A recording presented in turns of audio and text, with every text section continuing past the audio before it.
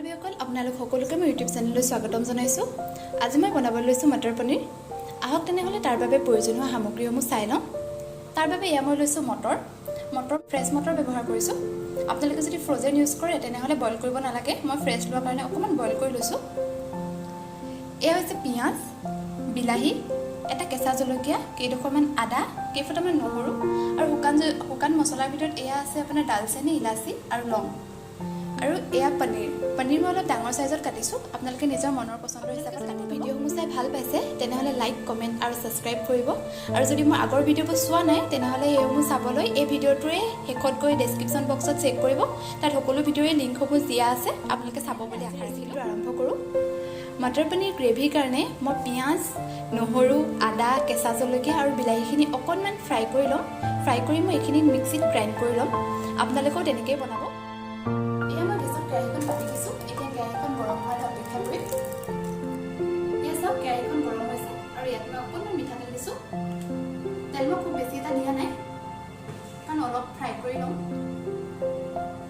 এয়া চাওক আমাৰ তেলখিনি গৰম হৈছে। এতিয়া ইয়াত মই পিঁয়াজ দিছোঁ।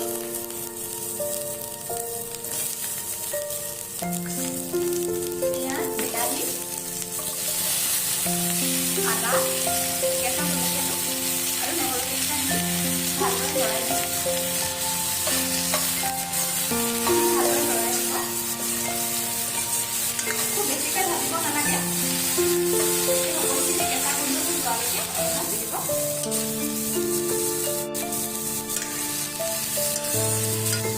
এই সামগ্ৰীসমূহ ফ্ৰাই কৰোঁতে মই কোনো ধৰণৰ মছলা, হালধি আৰু নিমখ ব্যৱহাৰ কৰা নাই। অকল তেল দি ফ্ৰাই কৰি দিছোঁ আৰু মই এইখিনি মিক্সিত ভালদৰে পেষ্ট বনাই ল'ম। এইখিনি ফ্ৰাই হৈছে। এতিয়া মই এইখিনি প্লেট এখনত কাঢ়ি ল'ম আৰু ঠাণ্ডা হ'বলৈ দিম। ঠাণ্ডা হোৱাৰ পিছতহে এইখিনি মই মিক্সিত দিম। আপোনালোকে ঠাণ্ডা হ'লে নাখাব আৰু এইখিনি ঠাণ্ডা হোৱালৈকে মই পনীৰখিনি ফ্ৰাই কৰি ল'ম। এতিয়া চাওক পনীৰখিনি ফ্ৰাই কৰি দিছোঁ। পনীৰখিনি ফ্ৰাই কৰি ল'ম। ফ্ৰাই নকৰাকৈও আপোনালোকে দিব পাৰে। ফ্ৰাই কৰি দিছোঁ।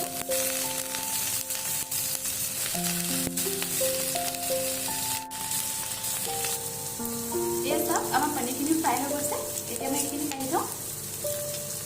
কেৰাহীত তেল দিছোঁ আৰু তেলখিনি গৰম হ'বলৈ দিম।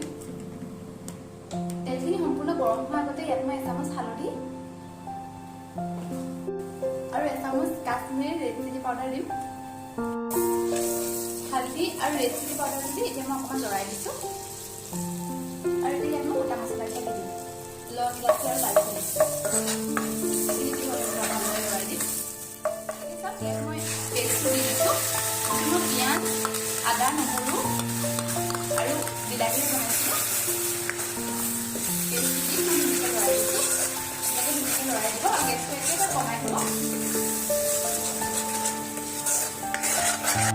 এয়া চাওক ইয়াত এতিয়া মছলাখিনি দিব পৰা হৈছে। ইয়াত মই এতিয়া দিছোঁ জিৰা পাউডাৰ 1 চামুচ, ধনিয়া পাউডাৰ 1 চামুচ, গৰম মছলা মই অলপ ব্যৱহাৰ কৰিছোঁ আৰু বাকী মই খোৱাৰ আগে অলপ দিম। মছলাখিনি দিও ভালদৰে লৰাই দিব। এয়া চাওক মছলাখিনি উতলিছে। এতিয়া ইয়াত মই মটৰখিনি দি দিম। মটৰখিনি দিও ভালদৰে লৰাই দিম। এতিয়ালৈকে ইয়াত মই নিমখ দিয়া নাই। এতিয়া ইয়াত মই নিমখ আৰু চেনি দুয়োটাই দিম। এতিয়া ইয়াত মই নিমখ দিছোঁ। নিমখ মই সোৱাদ অনুসৰি দিছোঁ। আপোনালোকৰ নিজৰ আন্দাজমতে নিমখ দিব। আৰু এতিয়া মই দিম ইয়াত চেনি বহুত বেছি দিয়া নাই। চেনিও আপোনালোকে নিজৰ সোৱাদ অনুসৰি দিব। খুব বেছি মিঠা হ'লেও খাবলৈ বেয়া লাগে। মই বিলাহী খোৱাৰ কাৰণে অকণমান দিছোঁ যাতে সোৱাদটো বেলেঞ্চ হয়। আপোনালোকে সেইদৰে দিব। ভালদৰে লৰাই দিব। এতিয়া এইখিনি মই অলপ ঢাকি থৈ দিম। এতিয়া চাওক আমাৰ গ্ৰেভিটো ধুনীয়াকৈ সিজিছে। এতিয়া ইয়াত মই অলপ পানী দিম। মই বহুত বেছি পানী নিদিওঁ কাৰণ গ্ৰেভিটো মই ডাঠ কৰিম। আপোনালোকে নিজৰ আন্দাজমতে দিব আৰু পৰাপক্ষত পানী কমকৈ ব্যৱহাৰ কৰিব। বেছি পানী দিলে ভাল নালাগিব খাবলৈ। পানী মই গৰম পানী দিছোঁ। আপোনালোকে গৰম পানী দিব।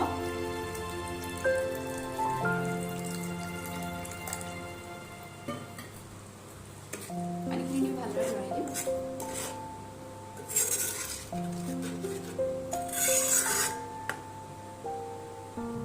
এয়া চাওক আমাৰ গ্ৰেভিখিনি উতলিছে। এতিয়া মই পনীৰ দিম। পনীৰ দি মই অলপ টাইম ৰাখি দিম যাতে অলপমান ডাঠ হয়। দি আকৌ ভালদৰে লৰাই দিম। এই পনীৰখিনি দি ভালদৰে লৰাই মই অকণমান ঢাকি দিম যাতে গ্ৰেভিটো আৰু অলপমান ডাঠ হয়। এয়া চাওক আমাৰ গ্ৰেভিটো ডাঠ হৈ গৈছে। এতিয়া ইয়াত মই দিছোঁ ক্ৰীম মই অলপমান গাখীৰ দি পেলাই মিলাই লৈছোঁ, নহ'লে বহুত বেছি ডাঠ হৈ থাকে। আপোনালোকেও এনেধৰণে দিব। ক্ৰীমখিনি দি ভালদৰে লৰাই দিব। ক্ৰীমটো দিলে গ্ৰেভিৰ কালাৰটো চেঞ্জ হৈ যায় আৰু খাবলৈও বহুত ভাল হয়। আপোনালোকে ক্ৰীমটো দিব। মটৰ পনীৰ ৰেডি হৈ গৈছে। নমোৱাৰ আগতে ইয়াত মই অকণমান গৰম মছলা দিম, তেতিয়া এটা গোন্ধটো ধুনীয়া ওলায়।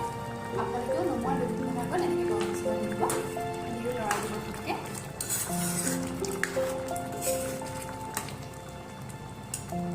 মোৰ মটৰ পনীৰ ৰেডি হৈ গৈছে। আপোনালোকক মই একেবাৰে পৰিৱেশন কৰি দেখাই আছোঁ।